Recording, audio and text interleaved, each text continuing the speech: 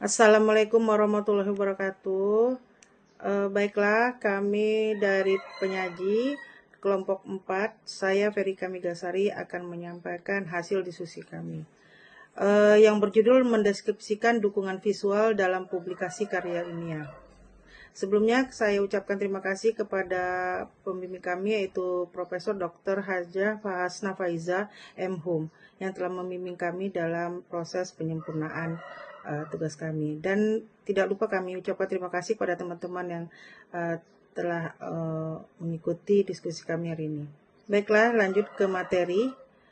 Pengertian media visual. Media adalah alat sarana komunikasi seperti koran, majalah, radio, televisi, film, poster, dan spanduk. 1. Sedangkan menurut Heinisch, media merupakan alat saluran komunikasi. Media secara etimologi berasal dari bahasa Latin dan merupakan bentuk jamak dari kata medium, yang secara harfiah berarti perantara atau pengantar. Maksudnya sebagai perantara atau alat penyampaian sesuatu. 3. Dalam bahasa Arab, media adalah perantara atau pengantar pesan dari pengirim kepada penerima pesan. Penggunaan media secara kreatif akan memperbesar kemungkinan bagi peserta didik untuk belajar lebih banyak, mencamkan apa yang dipelajari lebih baik, dan meningkatkan penampilan dalam melakukan keterampilan sesuai dengan yang menjadi tujuan pembelajaran. Pengertian media visual. Sedangkan visual adalah hal yang dapat dilihat dengan indera penglihatan atau mata, berdasarkan penglihatan atau bentuk. Media visual yaitu media berfungsi untuk menyalurkan pesan dari sumber kepada penerima pesan. Saluran yang dipakai menyangkut indera penglihatan. Pesan yang akan disampaikan dituangkan ke dalam simbol-simbol komunikasi visual.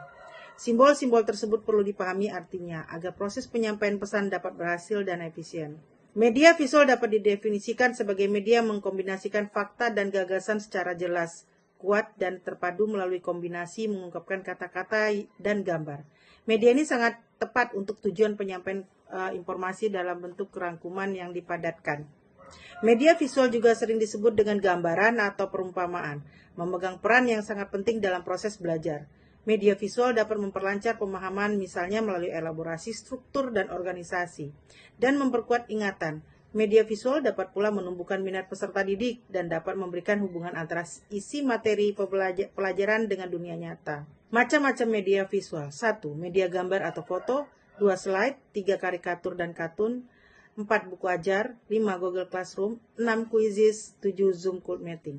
Manfaat media visual dalam publikasi karya ilmiah. Dukungan visual dalam presentasi karya ilmiah sangat penting karena dapat membantu audiens lebih mudah memahami informasi yang disampaikan. Selain itu, visual juga dapat meningkatkan daya tarik presentasi, mengurangi kebosanan, dan memperkuat pesan yang ingin disampaikan. Berikut adalah beberapa alasan mengapa dukungan visual sangat penting dalam presentasi karya ilmiah yang akan disampaikan oleh teman saya yaitu Yun Helmi. Kami persilakan. Baik, Assalamualaikum warahmatullahi wabarakatuh. Perkenalkan, nama saya Yun Helmi. Saya akan melanjutkan penjelasan dari Ibu Ferika Migasari. Bagaimana sih manfaat media visual dalam publikasi karya ilmiah? Yang pertama, mempermudah pemahaman visual, yaitu membantu audiens memahami konsep yang lebih kompleks dengan cara yang lebih sederhana dan mudah dicerna. Misalnya, grafik atau diagram dapat menjelaskan data statistik yang sulit dipahami hanya dengan kata-kata. Yang kedua, meningkatkan retensi informasi. Manusia cenderung lebih mengingat informasi yang disajikan secara visual. Kombinasi teks dan gambar dapat meningkatkan daya ingat, membuat audiens lebih mungkin mengingat informasi yang disampaikan. Baik, Assalamualaikum.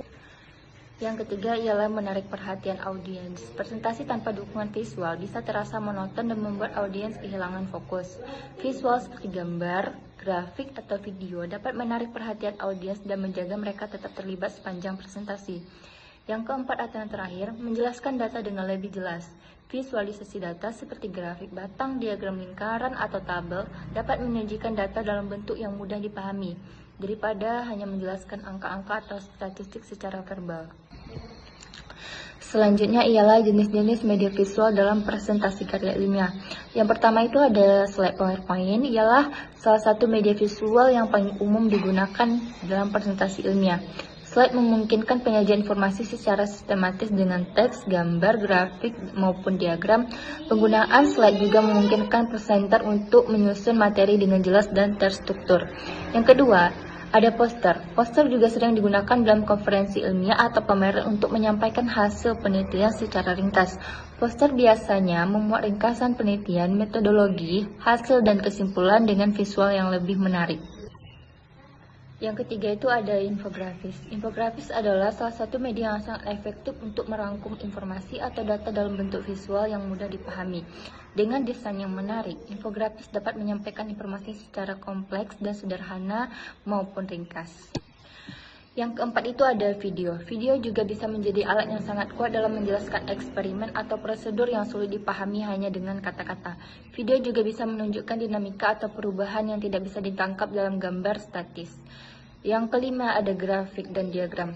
Grafik seperti grafik batang, garis atau lingkaran, terus diagram seperti diagram alir atau diagram Venn adalah alat visual yang sangat penting untuk menggambarkan hubungan atau tren dalam data penelitian.